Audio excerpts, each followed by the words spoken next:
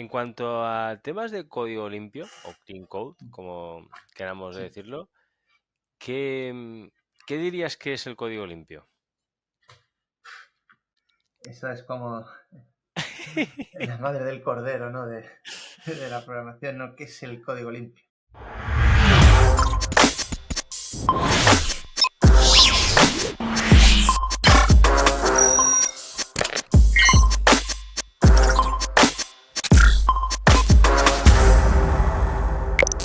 Muy buenas y bienvenidos a Los Androides. Hoy tenemos a Fernando Franco, gran conocido dentro de la comunidad Android.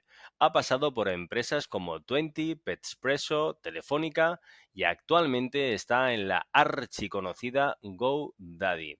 Por cierto, también es contributor de Arrow. Y según él mismo, entre el trabajo, proyectos personales, vida social, ¿a qué horas le queda ya tiempo para hacerse un café?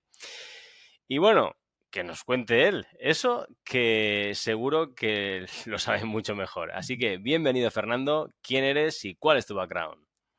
Hola, muchas gracias por traerme a este podcast, Gaby.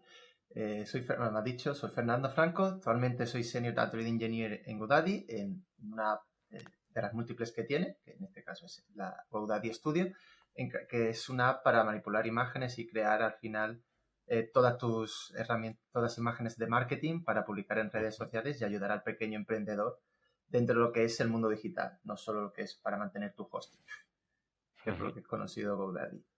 Y ujú, bueno, yo básicamente llevo trabajando en Android prácticamente pues desde que llegó a España. Yo me compré un HTC Magic con un Android 1.1 o 1.5 y como estudié Java, pues empecé ya ahí a cacharrear cuando todo era campo y hasta el día de hoy todavía no lo he dejado. Al final hay como tres etapas un poco, una antes de entrar en Telefónica, que hice pues lo que hacía casi todo el mundo, consultoría, hice algunos juegos, puedo ajá. decir que he vivido de hacer videojuegos para la PSP y la PlayStation 3 durante un par de años, y mis primeras apps. Luego ya cuando conseguí entrar en Telefónica, que es donde he pasado la mayor parte de mi vida laboral y he conocido a grandísimas personas, como por ejemplo Miguel Selma, que fue Ujú, ujú. lo entrevistado tuyo. Trabajado en múltiples proyectos, donde más he crecido como profesional.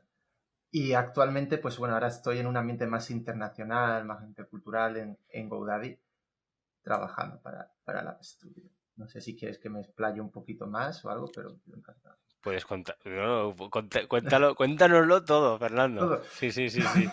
Vamos a ver, ¿por qué empezaste a programar?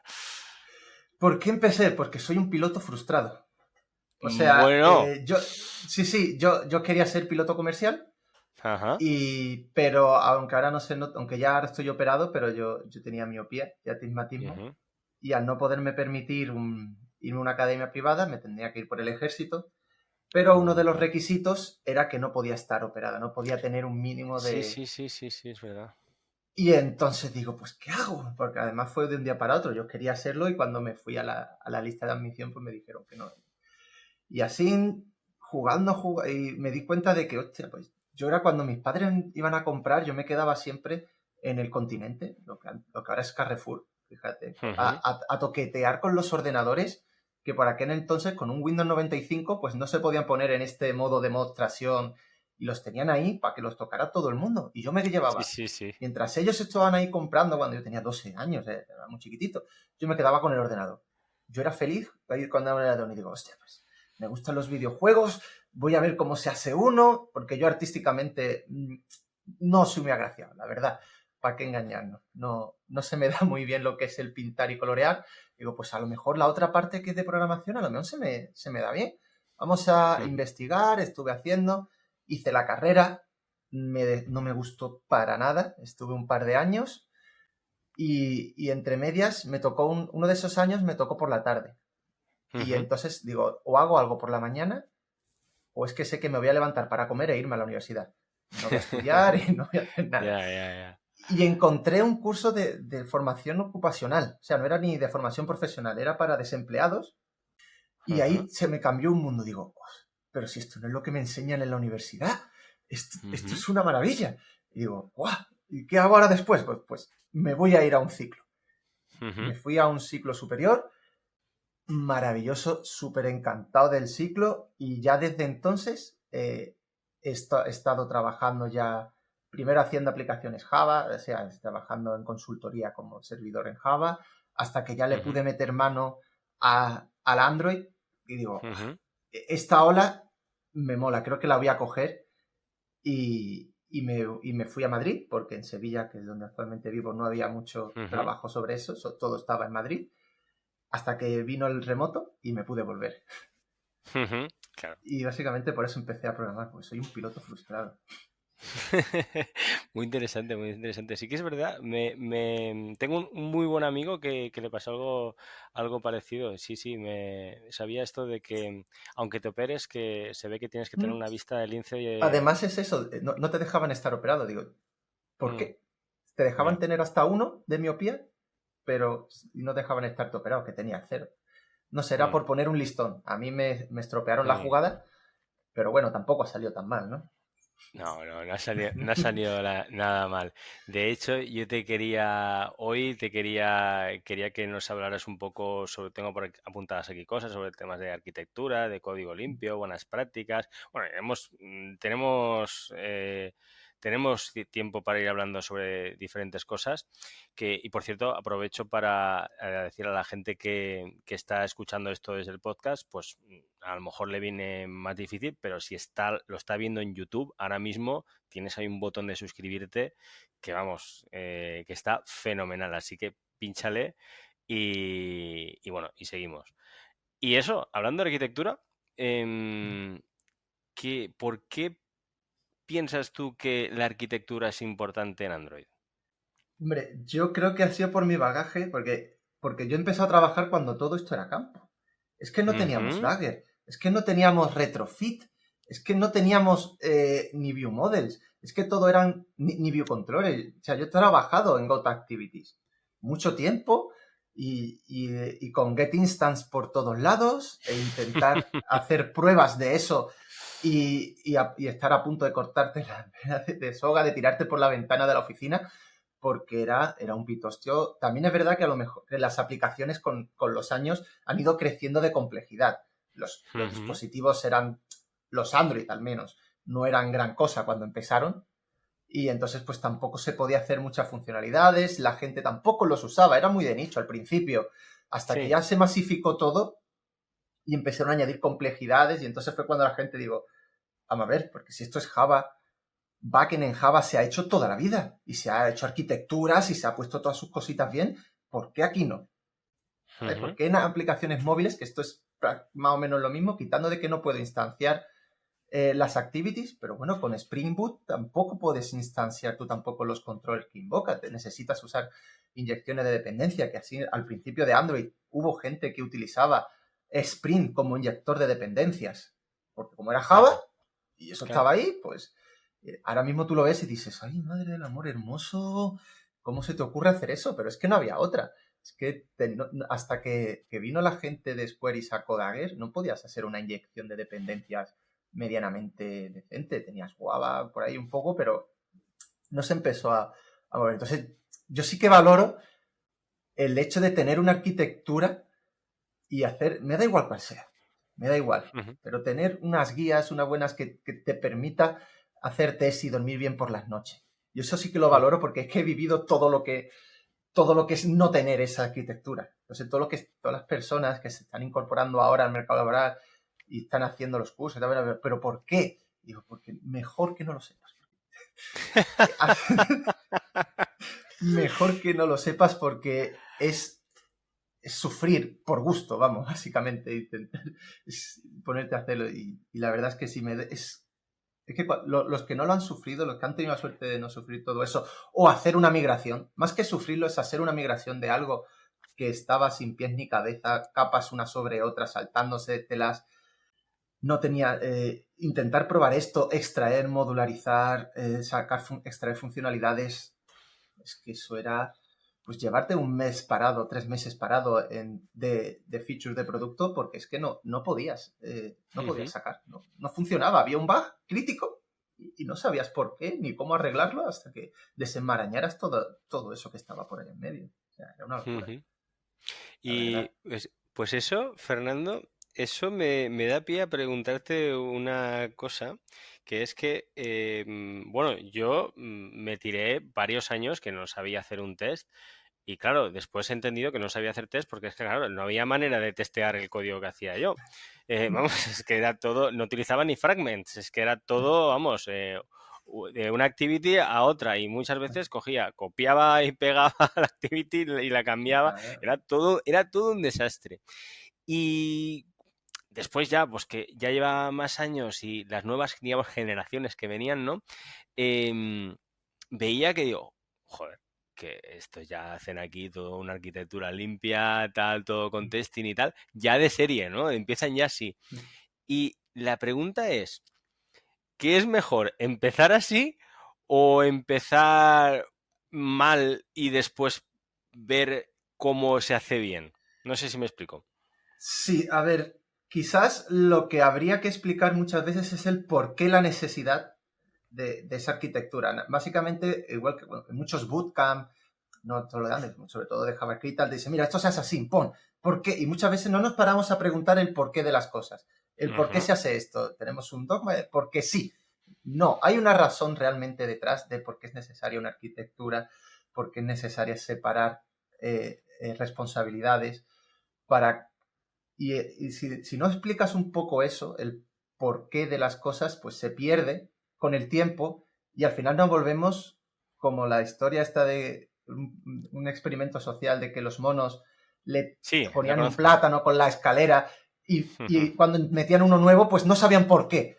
Pues es ujú, exactamente ese mismo ejemplo lo podemos trasladar a lo que sería lo que es hoy en día. Si no explicas el por qué se tiene que hacer así, pues ujú, no se pierde. Entonces es algo que creo que es súper importante explicarlo.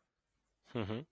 Ahí, por cierto, para la historia esta, pondré un enlace ahí Es súper curiosa. en las notas del episodio, ahí en la web. Será gaimoreno.soy barra Fernando-Franco y así pues porque, vamos, me imagino que habrá muchísima gente que la conoce, pero para el que no la conozca pondremos... Es muy, muy graciosa, ¿eh? El que no la conozca, echarle un vistazo porque está muy guay. Y entonces, claro, es como que está guay empezar bien, pero si sabes el porqué, si no es como que, claro, si a lo mejor tienes que coger un código legacy, sería muy complicado porque dices, esto no sé por dónde cogerlo, ¿no? Claro, y muchas veces muchas veces llegan otros y dicen, pero ¿qué es esta mierda? ¿Por qué se ha hecho así? No sé qué. Y muchas veces no sabes lo que la gente, las necesidades, los porqués, la situación del equipo, es que a lo mejor tenían que entregar para ayer. Y entonces pues Claro. se tenía que llegar a un commitment de decir, pues hacemos esta deuda técnica y se arreglará después. Porque al final siempre hay que jugar un poco entre lo que pide producto, los deadlines y con la capacidad de ingeniería para ir sacando. Pero entonces necesitas, al final me gusta mucho eso, es el porqué de las cosas. El Muy bien. preguntarnos el porqué y te das cuenta de por qué hago la arquitectura, por qué está esto así. Ah, es verdad, pues entonces mejor, ¿no? Ves el valor de las cosas, pones las cosas en contexto y en situación muchas veces y entiendes lo que es el word picture Ujú, de lo que es el proyecto de las cosas. ujú, totalmente. Y hablando del por qué, ¿por qué serían importantes los test en un proyecto o en un producto?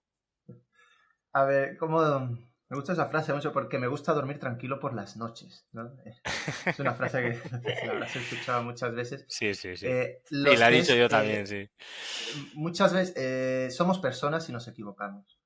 Y cuando Ujú, escribes código, tú, incluso aunque hayan pasado un par de ojos por encima, tú puedes hacer a lo mejor test unitarios de una funcionalidad bastante aislada, pero las aplicaciones de hoy en día son mucho más complejas, tienen interacciones y a lo mejor se te escapa algo. Entonces, ese se te escapa que tú no puedes haber pensado, muchas veces solo probamos el Happy Path y al final nuestras aplicaciones son para usuarios, no son para nosotros.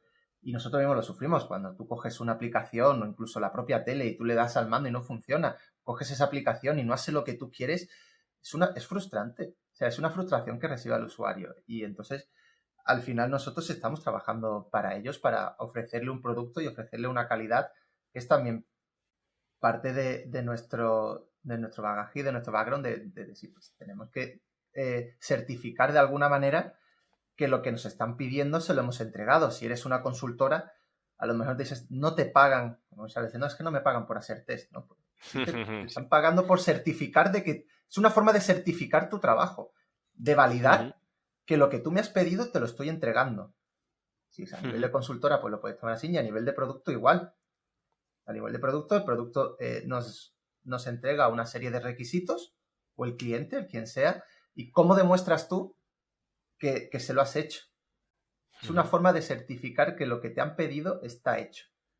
Y al final te permite, pues como muchas veces se dice, ¿no? Esta red de seguridad para poder tocar, transformar código, mover, refactorizar, sabiendo de que no has roto nada por otro sitio. Porque es lo mismo, Totalmente. Al final tú tocas un componente en una pantalla, pero que a lo mejor tú no te acordabas de que por un deep link, por un flow, que no se prueba mucho, pero que está ahí, que los usuarios lo usan, necesitabas de ese parámetro que lo has quitado. Y dices, Claro. y ahora se rompe todo. Entonces los test te permiten de validar los requisitos que nos encargan, ya sea producto, ya sea cliente, o nosotros mismos en nuestros propios proyectos, de asegurarnos de que nosotros estamos haciendo lo que queremos que se haga, de cierta manera. Totalmente. Totalmente. Y entonces, a esa típica frase de es que no nos dejan hacer test, es que no hay tiempo para hacer los test, ¿qué argumento o qué les dirías a... Porque eso seguro que lo habrás visto en más de una ocasión. ¿Qué Sí, les dirías? que en mis estimaciones siempre van los test incluidos. Al final no es igual nuestro trabajo, y sobre todo cuando más seniority alcancen, no es solo programar. A lo No, mejor no, para nada. tienes que gestionar una documentación, hay gente que se dedica a gestionar equipos, pues tu trabajo cuando entregas una feature no es solo programarla, es Claro. asegurarte de que está. Y tú puedes asegurarte de dos formas. Puedes asegurarte de manera manual, oye, que es una forma de hacer test. Si tú no quieres escribir un test, me parece correcto.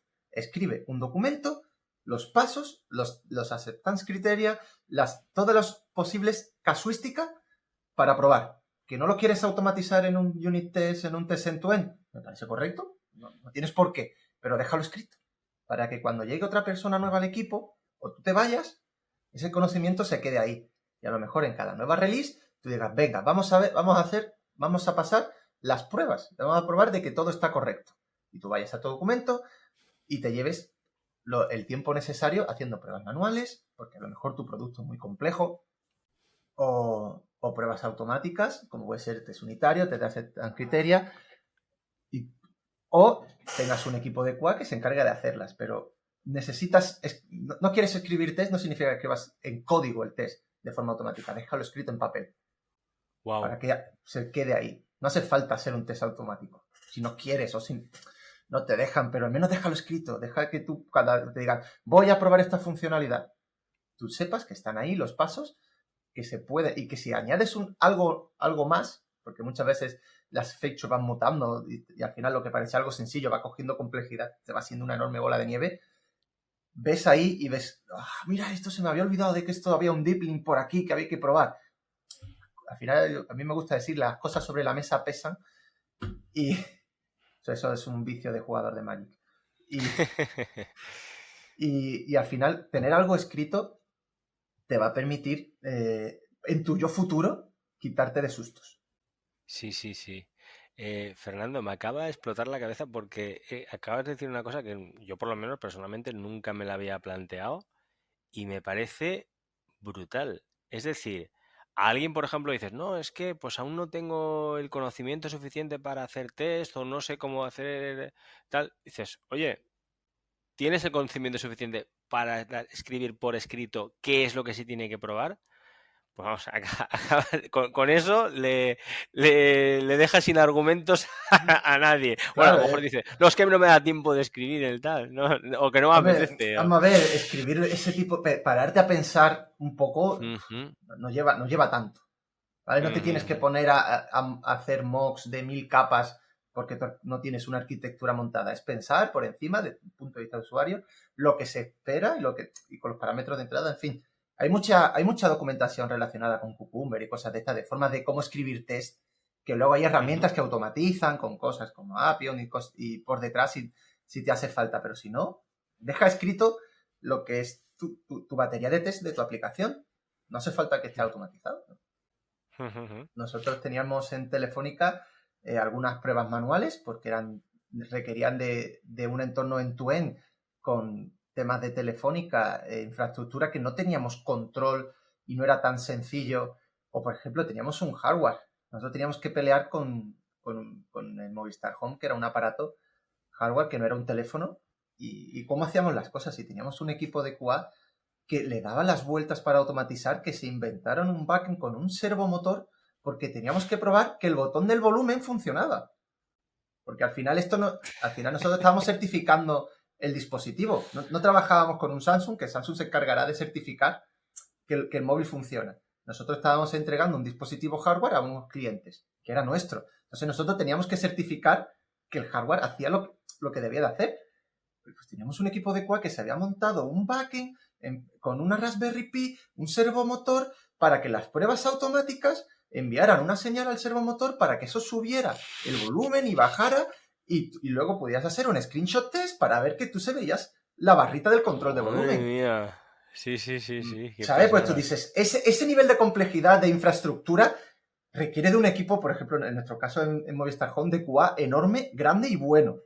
Pero que tú dices, pues no, ¿cómo hago? Pues lo escribes y ese día que te toque sacar el release de eso, pues siguen los pasos.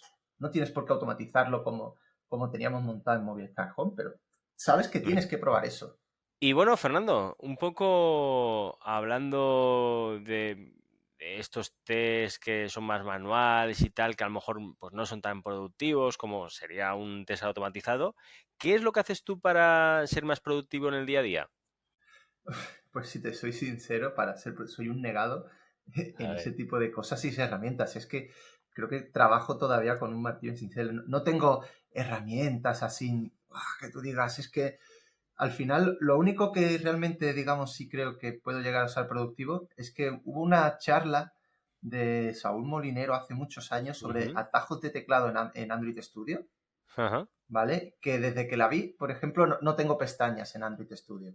Uso el atajo. O sea, eso de andar navegando por pestañas y tal, uso el atajo para buscar clase, buscar fichero, buscar esto, y creo que apenas uso el ratón. Entonces estoy moviéndome para arriba, para abajo, entre ficheros, y quizás es la única, digamos, herramienta de productividad que como aconsejar. Si os podéis Pues aprender poco. un par de atajos de teclados, puede parecer ñoño, pero ahí está. O por ejemplo, también tengo una macro en Android Studio para que me formatee y me organice los imports no se automáticamente cada vez que guardo el fichero.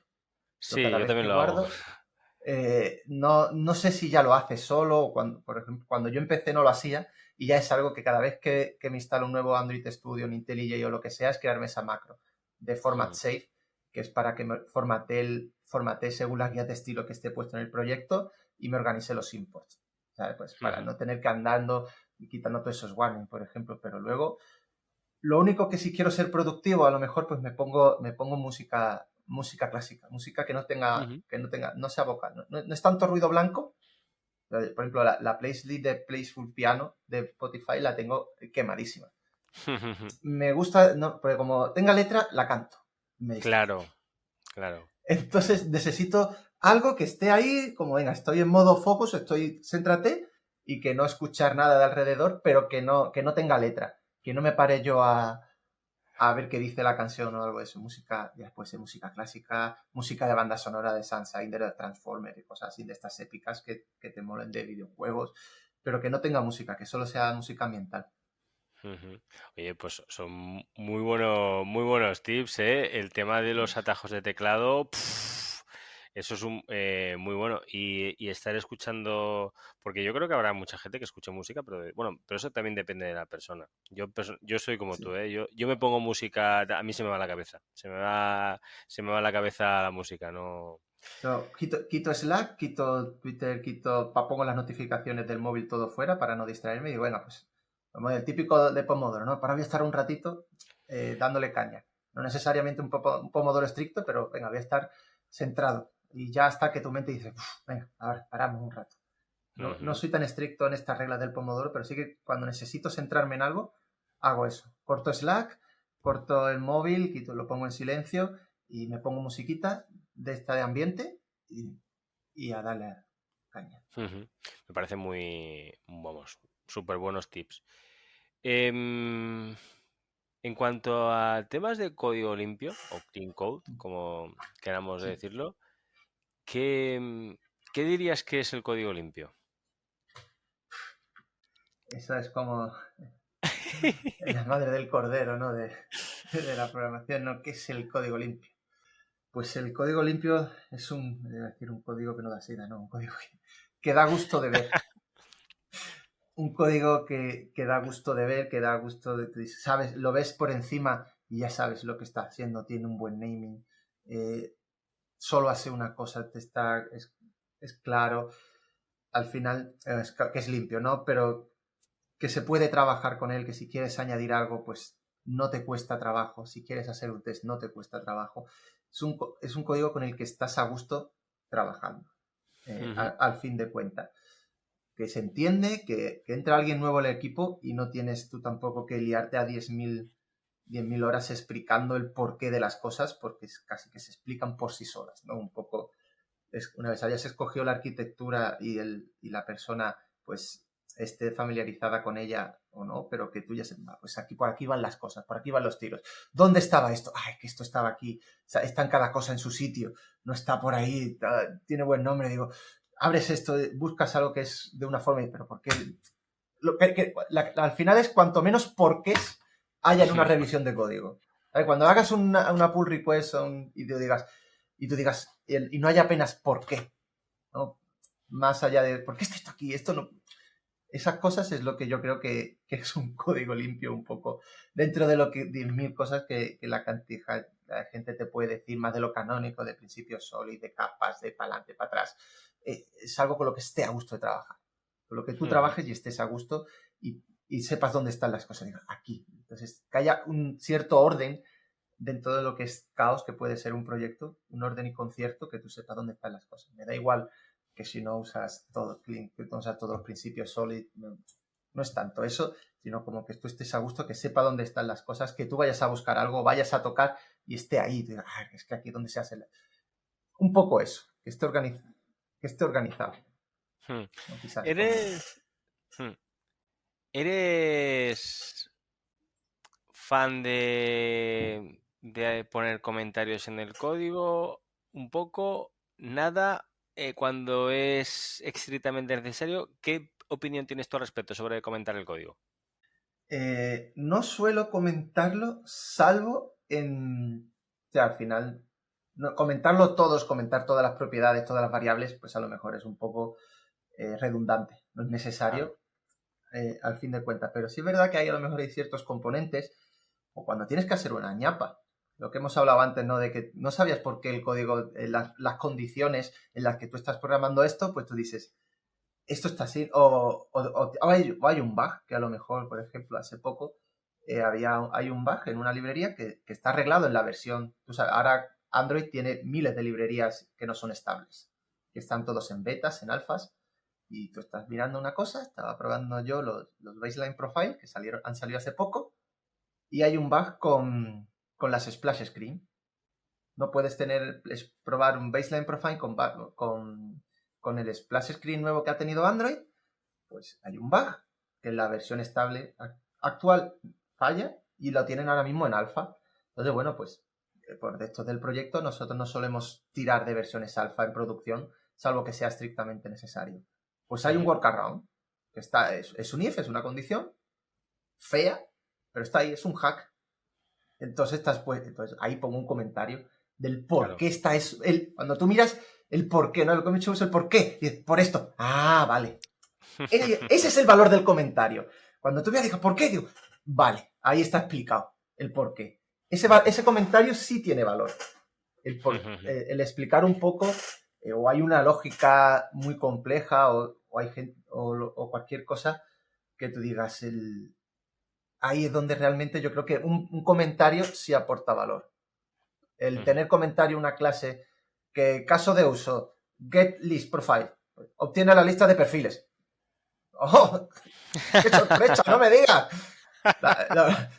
Lo raro es que abra eso y me dé la pantalla de setting o cualquier otra cosa. Entonces ahí tenemos un problema. Sí, sí. Pero dices tú, no me bañamos con esas perogrulladas, por favor. Sí, sí. Y vayamos a dedicar nuestro tiempo a algo que aporte más valor que un comentario de algo que ya te está diciendo el propio nombre de la clase. Totalmente. Y lo que acabas de comentar, el Baseline Profile, ¿en qué Sí. consiste? Es un... Al final, Android tiene compila, ¿no? El bytecode con HLRT. Pues el Baseline Profile lo que haces es generar un test de Android, ¿vale? En el que tú puedes ejecutas una serie de pasos que tú quieres que digamos que son críticos para tu aplicación, Ujú. ¿vale? Y al final eso es lo que, y entonces él coge ese test, no puedes usar Expresso, tienes que usar VAutomator, pero al final esos tests no suelen ser muy complejos, es pincha aquí, llegas hasta el login, un poquito muy básico, ¿no? Para lo que hay. Y te genera un fichero de texto con veintitantas mil líneas de código, que como ocurras abrirlo en Android Studio te explota, y eso lo que va a hacer es optimizar el fichero DEX que te genera al compilar en la Play Store para que el tiempo de arranque de tu aplicación sea menor. Al final está diciendo, oye, estas son las clases que me tienes que cargar al principio para Hostia. que cuando eso funcione, al final lo que reduzca el tiempo de arranque en frío de tu aplicación se pueda reducir. Ellos ponen ejemplos de un 30%, no creo que sea así, pero oye, si te llevas un 5 o un 10, pues eso que te llevas y no cuesta trabajo hacerlo, ¿eh? Es algo que se hace en un par de minutos, o sea, un par de horas. Tienes ya rulando un módulo benchmark con un test sencillito que lanzas la aplicación, pulsas en el unirte y ya, ¿sabes? Y poquito más. No hace falta que llegar a internet y te genera un profile y que eres capaz ya de optimizar por la cara eh, todo el, todo el startup en frío de tu aplicación, con lo cual al final mejoras la experiencia de usuario y está. Lo han sacado hace poquito, creo que en el Dev Summit de esta semana o de la anterior, creo que estuvieron hablando de él. Pues Ujú. es algo bastante chulo. Sí, sí, sí, ya te digo, está no lo conocía, me parece, vamos, una pasada. Además, el Sí. otro día me acuerdo que, sí, perdón. No, estaba peleándome porque también no lo había visto. En Byline Profile han sacado ahora una cosa en Gradle que se llama Managed Devices, que es que te Ujú, crean, desde Gradle puedes configurar emuladores ujú, headless, ¿vale? Sin interfaz gráfica para correr tus tests ujú. y hacerlos que rulen en CI y quitarte toda la locura de levantar, cargar. Y en teoría es para mejorar esos tests end-to-end en Android, que correr un emulador en CI pues siempre ha sido, Sí, sí, era una locura. Al final eso alguien lo montaba, funcionaba y no le metías. sí, sí, sí, sí, Y yo me pues ahora acuerdo han de... sacado una cosita. Ujú. Pues Sí, ahora lo han sí, sacado para gestionarlo tú desde tu build Gradle y está bastante chulo, interesante. Te generan un emulador que han quitado animaciones, han quitado aplicaciones que no sirven para nada. Muy optimizado, muy pensado específicamente para correr tus test de expreso, tus test end-to-end en CI. Con lo cual eso es algo que está bastante chulo y que hace una por sinergia supuesto. bastante interesante. Por supuesto. Me acuerdo hace un tiempo de tratar de configurar en Jenkins los test de end-to-end, echarle un montón de horas y no sacarlo. Echarle un montón de horas No. y al final no sacarlo y dices, bueno, pues nada, pues Yo he tenido la a la suerte de que en próxima. todos los proyectos, claro, yo he tenido la suerte de que en todos los proyectos ya estaban montados, Ujú, pero en plan, venga, a ver, voy a hacer mi pet project, voy a montarme mis test end-to-end expreso, voy a meterlo en GitHub Action ujú, y fallar y pelearte y decir, ujú. los corre local, Sí, sí, un porque desastre. es una locura. Hmm. Bueno, un tema así un poquito más ligero. ¿Alguna cosa que te hayas comprado en el último año que sea un game changer? Algo que dices, ¡guau! Esto me ha cambiado la vida. Pues sí, tengo una cosa que puede parecer una ñoñería, pero es esta cosita de aquí, la Rocketbook, Ajá. Ujú, ¿vale? Es un poquito de trampa porque me la regalaron, no la compré. Pero yo soy muy cabeza loca y soy mucho de ir escribiendo. Y además no me gusta escribir en el de esto, sino que me gusta escribir con lápiz. Y yo iba escribiendo y gastaba libretas y gastaba libretas. Yo era el típico que cada mes iba a recursos humanos, oye, necesito papel, dame una libreta y un boli. Porque Sí. los consumía, los devoraba. Era uno, otro, otro, otro. Y esta libretita tan sencillita que me permite tener lo mejor de ambos mundos, porque puedo escribir y luego te deja tenerlo en la aplicación digitalizado y luego lo metes en el microondas y se borra. ¿Cómo, cómo, Es cómo, cómo? magia. ¿Cómo, cómo, cómo, cómo, cómo? Es magia, es una tinta que usan cuando fui a la papelería a comprar recambios, me lo explicó, Ujú. lo usan mucho los modistas, lo usan mucho porque van dibujando sobre la tela y es una tinta que con el calor desaparece. Ajá. Entonces los modistas dibujaban, trazaban en el patrón lo que sea y luego con la plancha pues se borraba Ah. y entonces se quitaba. Y entonces es una tinta que con el calor, si lo dejas al sol en la ventana pues vas a perder todo lo que... Pero son unas hojas que no son de papel, son como plástico, son como plastificadas, algo más Ujú. duras y rígidas. Y entonces tú vas escribiendo, cuando quieras lo metes un poquito de calor y se borra. Tú lo guardas, los escaneas en tu aplicación y lo vas guardando y lo tienes digitalizado y luego pues escribes y entonces tú puedes tener aquí todo lo que... Para mí Hombre. es el mejor de ambos mundos. No Ujú. tengo que estar gastando y consumiendo miles y miles de libretas y si Ujú. quiero también los puedo tener digitalizado para no perder todas esas notas y todos esos apuntes que yo voy haciendo porque no tengo iPad, no me siento cómodo. Tengo un iPad, tengo el pencil y tal, pero Ujú. no sigo sintiendo la misma fluidez, el mismo a gusto que como estoy escribiendo con un lápiz en papel. Entonces, por Claro, esto, pues claro. tengo estas dos cositas. Es algo ñoña, es una nimiedad, pero que a mí, cuando me las regalaron, que yo digo, esto no me va a servir, pero digo, hostia, que lo uso todos los días y infinito, pero infinito, me encanta. Mola, mola, mola. La verdad es que y no eres la primera persona que habla sobre escribir y que es una muy buena manera de ir tomando nota de las cosas. A nivel de, bueno, antes estabas hablando sobre el clean code, pero así en general de buenas prácticas, eh, y bueno, un poco, ¿qué es eso de buenas prácticas? ¿A qué se refiere la gente cuando se habla de buenas prácticas? Pues al final, es que eso es una pregunta final tan genérica que la Claro, respuesta va a claro. ser igual de genérica al final. Buenas prácticas son una serie yo le digo, son una serie de hábitos y de forma de trabajar que te va a permitir creo que es un tema recurrente que hemos tenido, pues, facilitarte la vida. Te va a permitir agilizar cambios en el código, porque al final los proyectos van cambiando y se van añadiendo funcionalidades encima, se van cambiando. Hay muchas empresas startup que van pivotando y lo que antes era A ahora tiene que ser B. Entonces, todo lo que te permite son una serie de prácticas que te van a permitir llegar a ser, facilitar ese trabajo. No siempre va a ser fácil, pero si no las sigues, podía ser muy complicado e incluso hasta imposible. O muy, muy, muy, muy, muy difícil. Que tú dices, mejor tirarlo y hacerlo de nuevo, porque es que esto no hay quien lo coja. ¿Vale? Que es una frase también que nos gustaba mucho. Esto es mejor tirarlo y hacerlo de nuevo, por favor. Sí que nos gusta, sí, a los programadores. Totalmente, Exactamente. Vale, entonces al totalmente. final pues es separación de responsabilidades, nuestras capitas, que no sé, al final lo que hace Clean Architecture, oye, las capas tienen un orden en el que se tienen que comunicar unas con otras, no te lo saltes. Eso es algo que sufrí yo mucho con los buses de eventos. Antes de que se hiciera todo esto, dio una época en la que vamos a trabajar con bus de eventos y los buses no se mantenían el orden de los eventos, la gente enviaba eventos sin saber que antes tenía que pasar por otro, porque no estaba documentado, no se desuscribía de los eventos y te llegaban eventos con la pantalla caída, hacías memory leak activities, ¿sabes? Pues al final, oye, dijeron, esto no puede ser aquí, esto tiene que haber una capa, tiene que haber un orden en esta y concierto, en esta comunicación. Clean Architecture propone una, Hexagonal propone otra, al final es la arquitectura que tú sigas, Unidirectional Data Flow propone otra, síguela porque te va a facilitar, es una buena práctica que te va a facilitar tu trabajo o que cuando te requieran nuevos cambios no sea tan difícil implementarlos. Ujú. ¿Qué es la arquitectura hexagonal?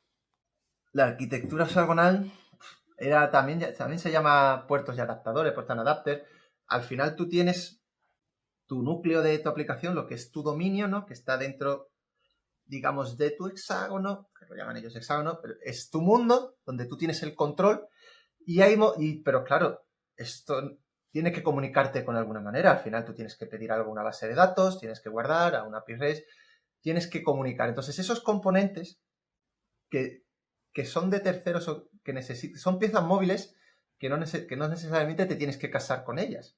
Hoy en día, por ejemplo, muchas veces nosotros estábamos usando SQLite directamente, luego llegó Room con Android y eso pues ahí justo en esa capa, en ese boundary entre lo que es tu negocio, tu código, tu dominio, tu producto y las cosas que necesitas para hacerlo funcionar, es donde lo que tú pondrías lo que ellos llaman un puerto y un adaptador. Un puerto al final se podría traducir como tu API. Estas son las funcionalidades con las que yo necesito comunicarme contigo, pero yo no sé cómo vas a estar hecho. Al final es la magia de las interfaces, yo no sé cómo esto te has hecho, yo sé, tú vas a cumplir este contrato, sí, ¿no? Perfecto. Que dentro de mañana ese contrato ya no es con SQLite, ahora es con Room, o ahora es un servidor cloud, hemos cambiado de servidor, tú no te enteras al final, tú sabes que tu dominio, que es tu hexágono, está donde tú tienes, y con esas herramientas, con esos elementos de tercero que tú necesitas comunicarte pues, para hacer funcionar, porque al final necesitas interacciones externas para que tu producto funcione, para mostrar lo que necesitas, ya sea una UI, ya sea un backend, pues, mil cosas. Ahí es donde tú, lo que ellos colocarían lo que llaman el puerto, que es una interfaz, básicamente. Es una definición de contrato. Es un contrato que tú tienes que soportar. Entonces, y luego haces un adaptador, que es una implementación de ese contrato específica. Puede ser, por ejemplo, si es un almacenamiento, pues, oye, pues voy a utilizar Room. O si es, por ejemplo, analíticas, yo necesito un servicio de analíticas. Puede ser Firebase Analytics, puede ser Segment, puede ser Amplitude, me da igual.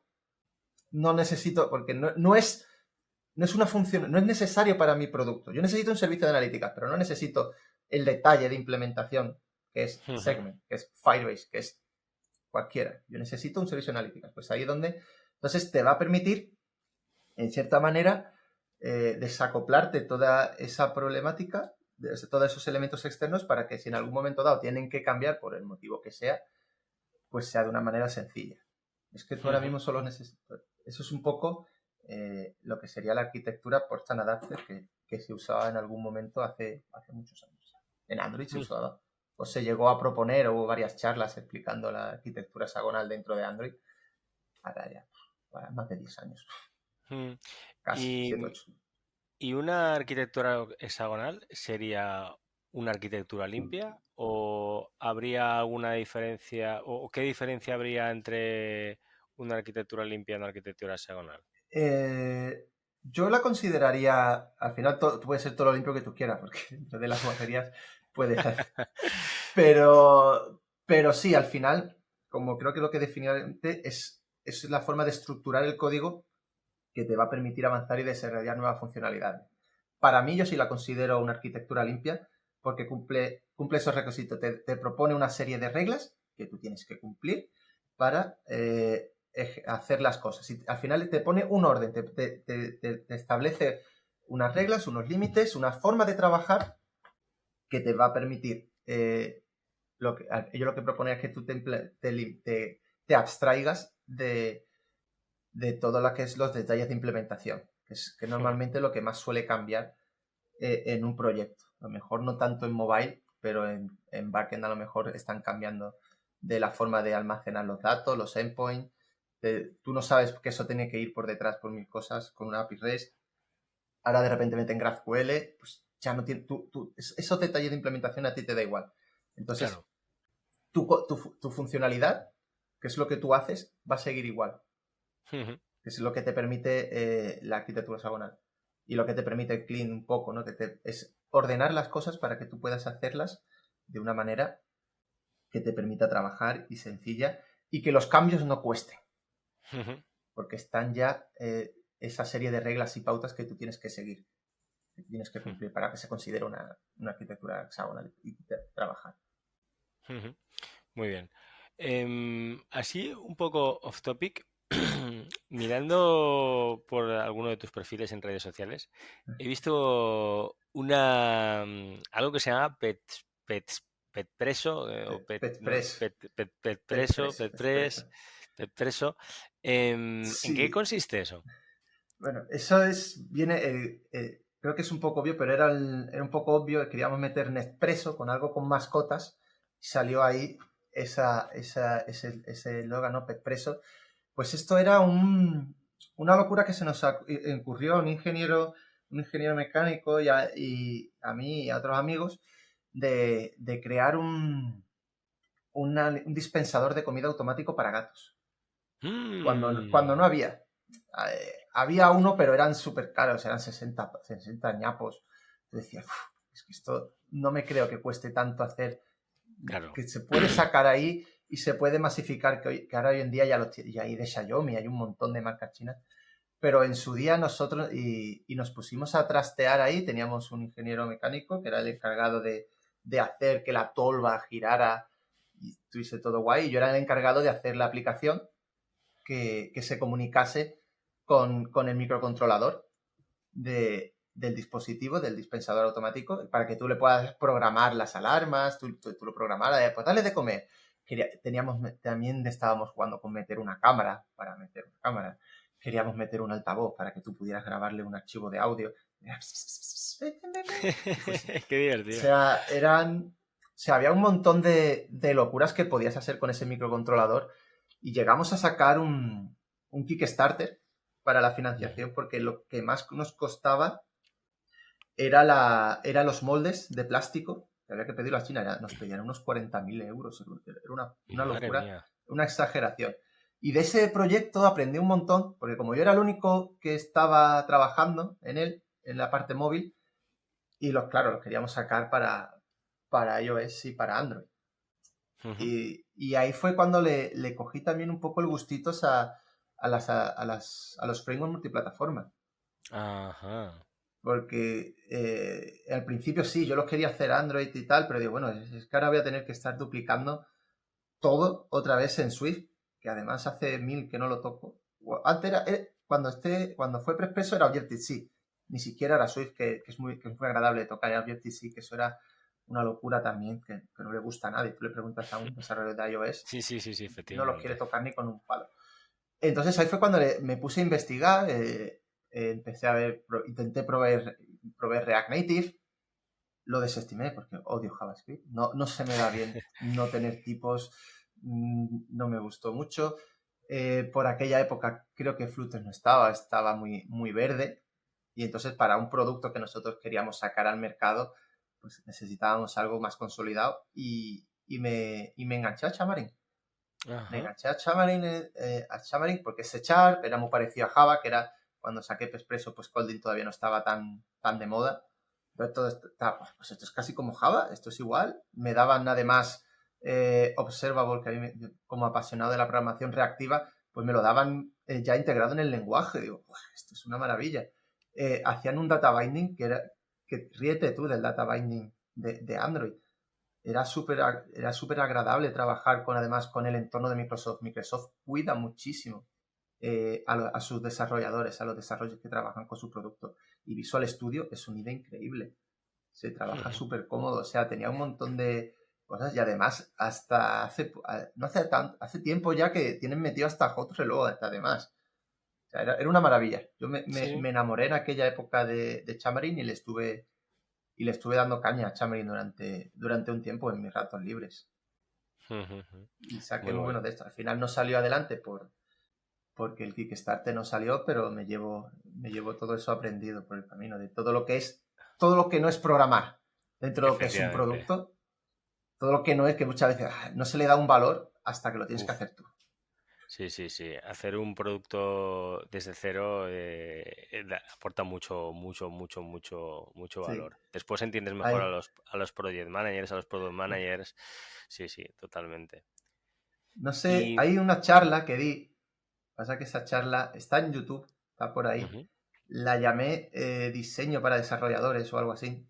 Ujú. No sé si es bueno, porque Bueno, la di a las 3 de la mañana en un estado de embriagadez en el que explicaba un poco cómo me inspiraba sí, sí. para poder sacar el diseño. Está por ahí por YouTube. La Eh, busco, la busco. La busco y la metemos ahí en el las artículo del notas. episodio. Sí, en las notas. Ahí, como decía, en gaimoreno.soy/Fernando-Franco. Ahí lo tendréis. Y yo le echaré un vistazo porque yo no la he visto y quiero... Eso Sí. de Allí verte se ahí ven uno de a los las 3 de la prototipos. mañana, eso tiene que ser muy interesante. Sí, se ve con unos cuantos prototipos iniciales que se veían ahí del dispositivo y tal. Y como explicaba al final, yo no soy desarrollador, lo he dicho antes, yo no sé diseño. Se me da Ujú, fatal la creatividad por esa parte. Pero tenía que ponerme yo a diseñar una pantalla. Y digo, ¿cómo diseño yo una pantalla? ¿Cómo pues un poco pintar cajitas y tal? Explicaba un poquito cómo usar Sketch en aquel momento. Y ujú. Madre mía. está ahí, fue divertido. Tiene que estar muy guay. Bueno, y entonces, durante todo este tiempo, yo me imagino que tendrás un montón de anécdotas. Habrá algunas que se puedan contar y otras que a lo mejor son un poco más tal. Pero en especial, ¿hay alguna anécdota que nos quieras contar? Hay una anécdota que no puedo contar de cómo se recuperé un ordenador a las 3 de la mañana en una conferencia. Es muy buena. Esa es para hablarla en privado, pues es muy divertida, pero luego una anécdota o una cosa de la que sí me siento bastante orgulloso es de la arquitectura que acabamos montando para Movistar Home, Víctor y yo, Ujú, porque al final no era el típico proyecto que tú haces una aplicación sola, al final era un dispositivo que teníamos muchas aplicaciones y montamos todo un complejo como de microservicios, ujú, pero como si fueran apps dentro del dispositivo. Y era ujú, algo súper chulo que no se podía ver porque al final tú tenías que hablar, tú hablabas con una app que también estaba instalada, que trabajaba como si fuese un microservicio propio aislado, conectándote con un WebSocket de forma reactiva, utilizando RX Java, que además era un poco puñetero, porque al final esto era un webbot, un web chat, ¿no? Que te conectaba por WebSocket, tú le preguntabas y te llegaba la respuesta. ujú, Pero tú necesitabas obtener el ID de la pregunta para saber la respuesta, porque tú le puedes preguntar 3 cosas, eso acabará yendo a 3 sitios distintos y te llegará en qué orden. Entonces, a lo ujú, mejor tú tienes que quedarte solo, si tú haces 3 preguntas rápidas, pues tú te tenías que quedar con la última respuesta. Pero es que a ujú. lo mejor esa respuesta, pues, dependiendo de la complejidad, era la más sencilla y te llegaba primero. Ajá. Y ahora tú tenías que saber identificar, descartar, o incluso, como nos ocurría, de que te llegaba la respuesta antes que tú finalizaras la pregunta. A mí me llegaba la respuesta antes de yo saber cuál era el ID de la pregunta.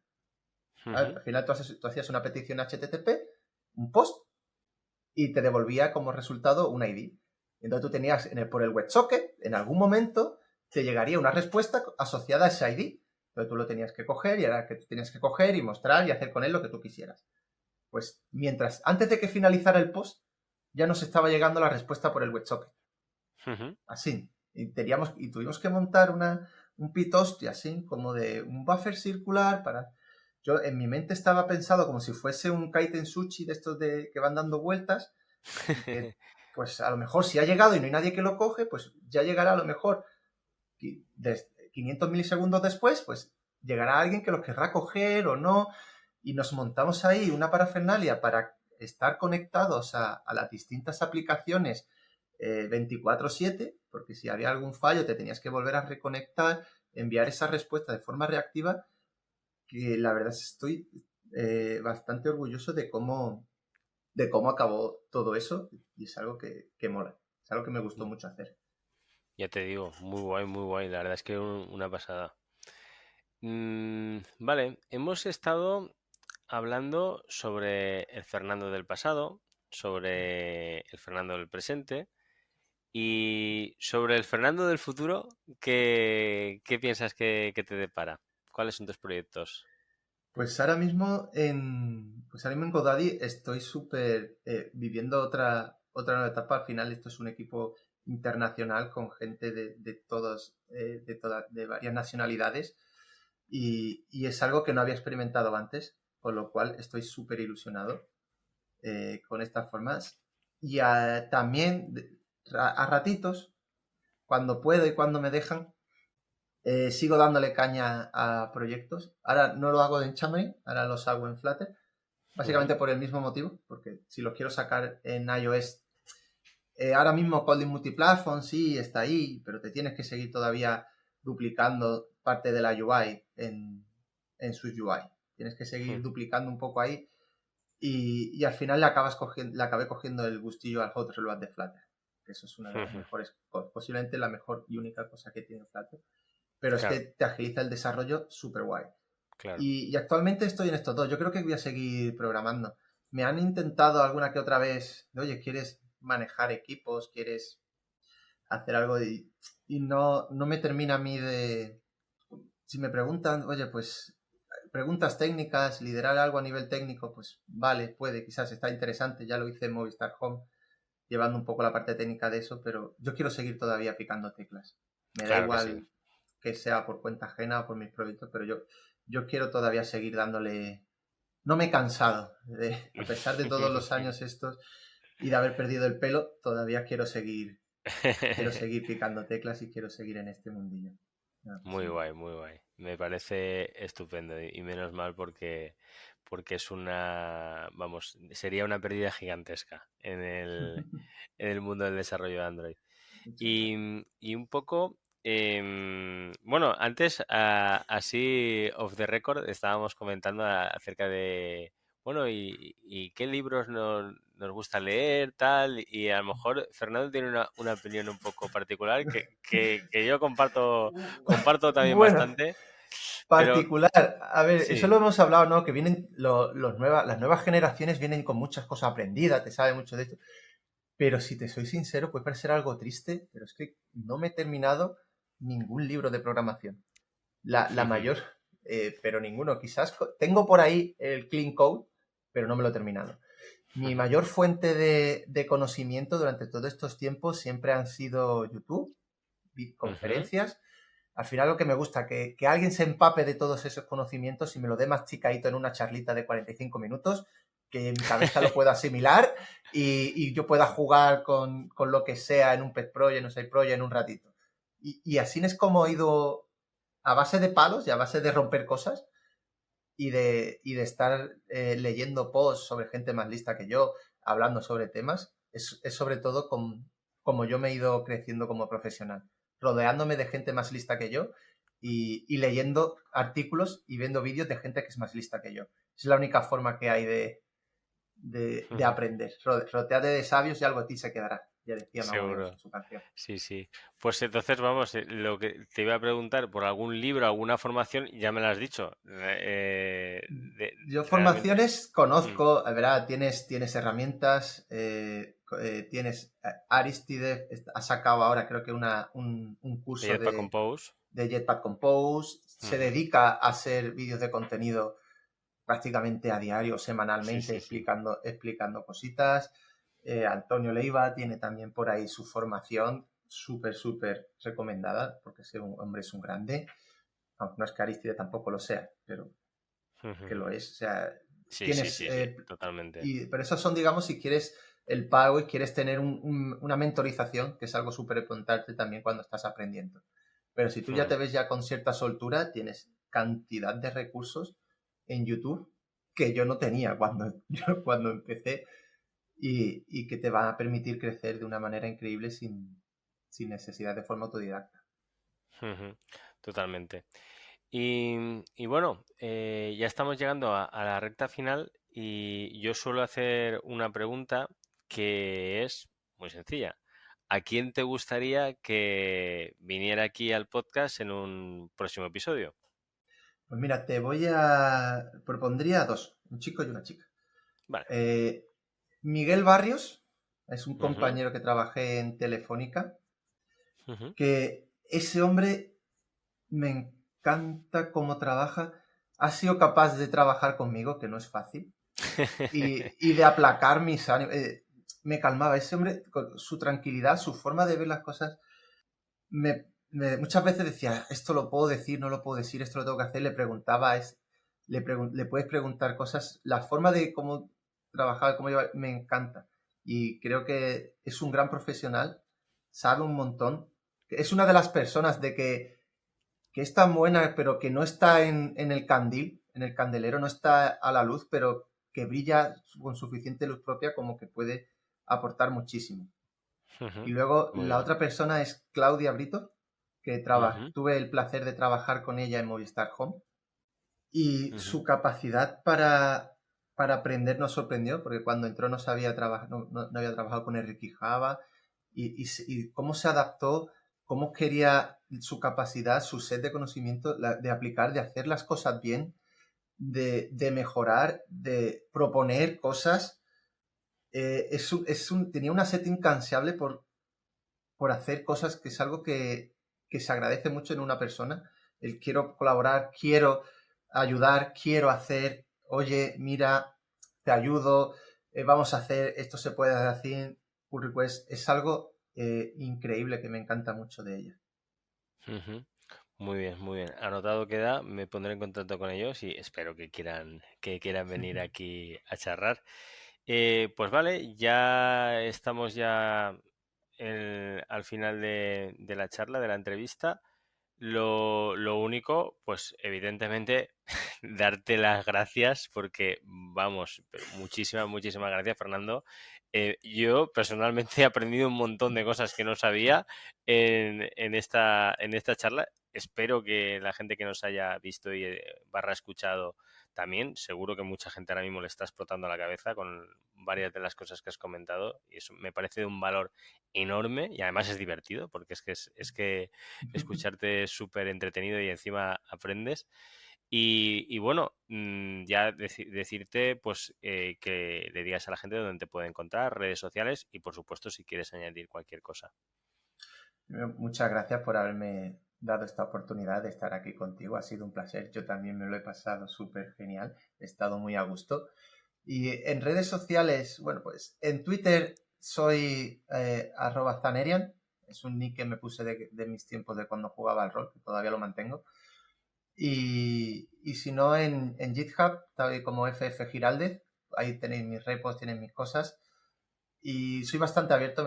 A lo mejor se me olvida, se me escapa y no contesto. Insistid, ¿vale? Sin miedo, pero acabo respondiendo. De verdad, no es que no os ignore, es que se me va a mí la pinza y no sé en el qué día en el que vivo y necesito que me lo recuerden de vez en cuando. Ujú. Muy bien. Pues muy bien. Muchísimas gracias, Fernando, y nos vemos en la próxima. Un abrazote.